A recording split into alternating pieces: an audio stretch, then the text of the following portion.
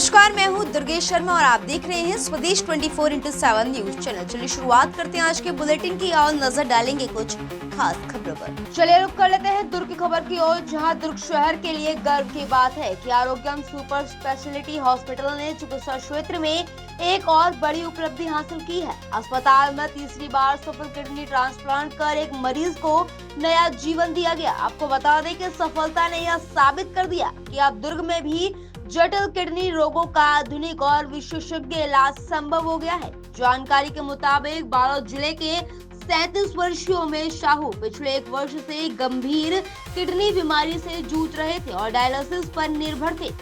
डॉक्टरों की सलाह पर किडनी ट्रांसप्लांट का फैसला लिया गया। वहीं बेटे की जिंदगी बचाने के लिए उनकी मां शगुनबाई ने अपनी किडनी दान कर मां के ममता और त्याग की मिसाल पेश की। बता दें कि आरोग्यम सुपर स्पेशलिटी हॉस्पिटल की विशेषज्ञ टीम ने इस जटिल सर्जरी को सफलतापूर्वक अंजाम दिया। किडनी ट्रांसप्लांट सर्जन डॉक्टर नवीन राम दारुका और transplant physician doctor R K Sahu के नेतृत्व में आधुनिक तकनीक के साथ ऑपरेशन किया गया। सर्जरी के बाद मां और बेटा दोनों स्वस्थ हैं और तेजी से रिकवर कर रहे हैं।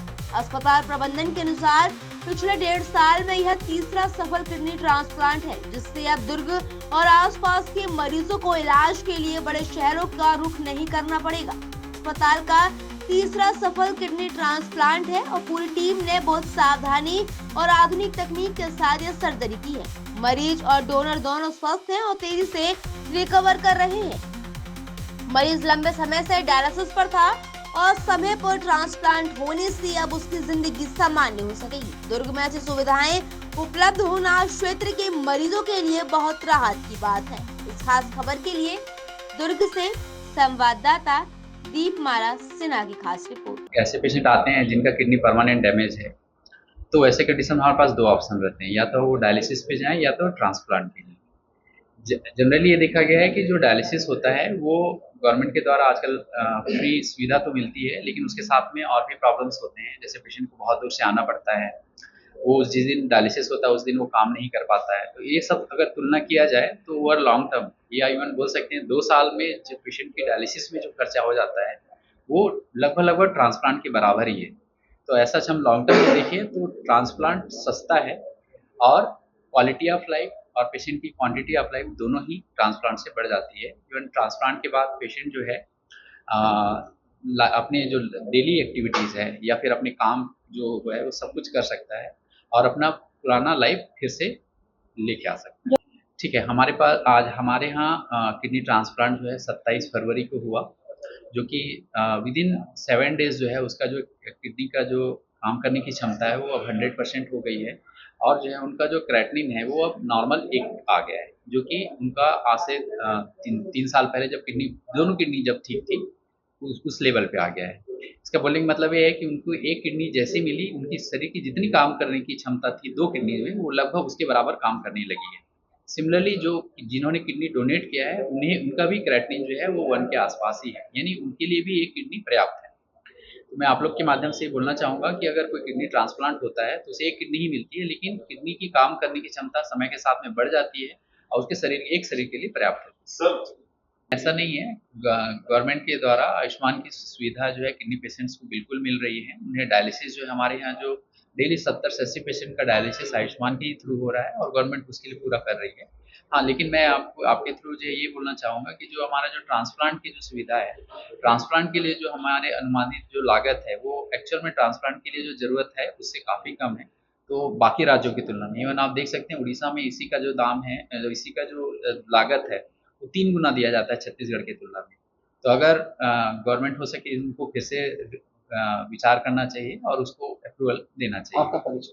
मैं doctor R K Sahu, MD medicine, DM nephrology, Arogyam hospital Durg से। ये सबसे महत्वपूर्ण अंग है। किडनी खराब होने के बहुत से कारण होते हैं, जैसे diabetes, hypertension, urine infection, stones की समस्या। लेकिन अगर हम लोग सही समय पे इलाज करें, सही समय पे ट्रीटमेंट करें, जैसा कि बीमारियों को कंट्रोल करना, शुगर बीपी को कंट्रोल करना, पानी की मात्रा को ज़्यादा रखना, तो हम लोग किडनी की बीमारी से बच सकते हैं।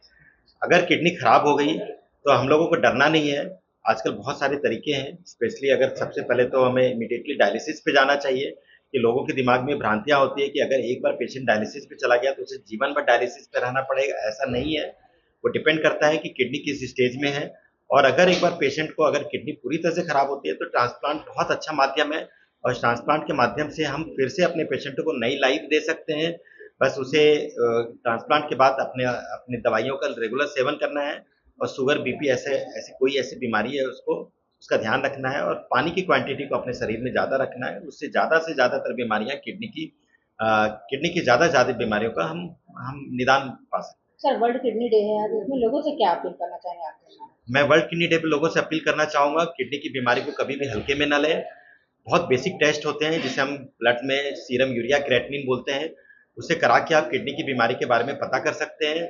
अगर किसी भी पेशेंट को बीपी, शुगर, यूरिन इन्फेक्शन और स्टोन की समस्या है, उसको भी लाइटली न लें। उसका इमीडिएटली अपने नियर बाई डॉक्टर, नेफ्रोलॉजिस्ट या यूरोलॉजिस्ट से मिलें, ताकि आपकी बीमारी का इलाज समय पे हो जाए और आप भविष्य में इसकी बीमारी से बच सकें। पानी की क्वांटिटी को मैं हमेशा बोलता हूँ कि अच्छे से ज़्यादा क्वांटिटी में लें, ताकि सारी बीमारी, सारी गंदगी, सारा इन्फेक्शन किडनी से फ्लश आउट होकर निकल सके। हाइपरटेंशन और शुगर दोनों ही बीमारियां अपने आप में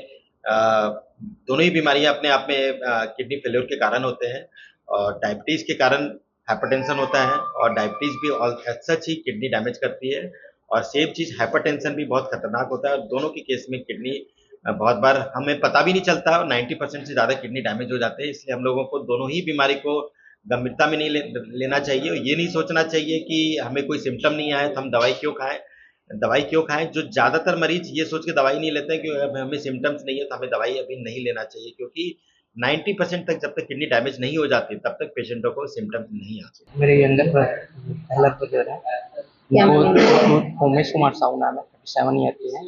उनको 2-3 ईयर से डायलिसिस के थ्रू, तो सर ने बताया था कि क्या वो डायलिसिस लॉन्ग टर्म उतना अच्छा नहीं है, तो सर ने वो एडवाइस दिया कि ट्रांसप्लांट कर सकते हैं। तो हमने डिसाइड किया कि उनके मदर को प्रिपेयर किया, तो डोनेट किए। तो क्या खर्च आपको अनुमानित अभी लगा है ट्रांसप्लांट में?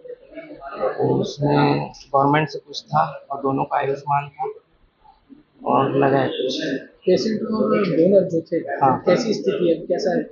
वो तो डोनर थे, वो तो प्रॉपर हैं, चल फिर रहे हैं, अच्छे से स्टेबल हो गए हैं। रेसिपिएंट है वो भी बहुत अच्छे हैं।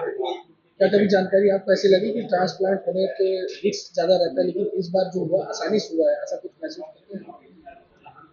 वो तो नहीं, ऐसा तो रिस्क इतना ज़्यादा नहीं लगा था, क्योंकि देखा था हमने सामने, तो उतना नहीं था, सारा कुछ अच्छे से हुआ है। जाने आपको परिचय? सुरेंद्र कुमार साहू।